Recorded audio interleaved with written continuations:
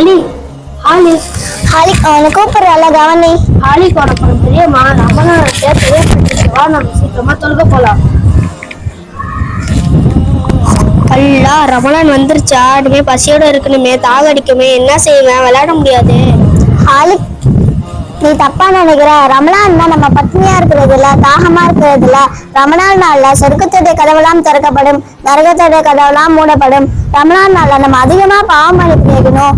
அல்லாஹ் நம்மளோட அதிகமான பாவத்தையும் மன்னிப்பான். அப்படியா? என்ன கொஞ்சம் சொல்ல முடியும்? நபி ஸல்லல்லாஹு அலைஹி வஸல்லம் சொல்லியிருக்காங்க, யார் நம்பிக்கையுடன் நன்மையுடன் நோன்பு வைக்க காத்திருந்து நோன்பு வைக்கிறாங்களோ அவங்களுக்கு அவங்களோட முன் பாவங்கள் எல்லாம் அல்லாஹ் மன்னிப்பான். மட்டும் இல்ல, அல்லாஹ் இந்த மாசத்துல ஷைத்தானை கட்டி போட்டுறானா. ஷைத்தானால நம்மள பாவம் செய்ய தூண்ட முடியாது.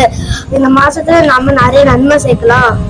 இன்ஷா அல்லாஹ் நானும் பயனுள்ள நோன்பை கடைபிடிக்கின்றேன், நீங்களும் பயனுள்ள நோன்பை கடைபிடிங்கள்.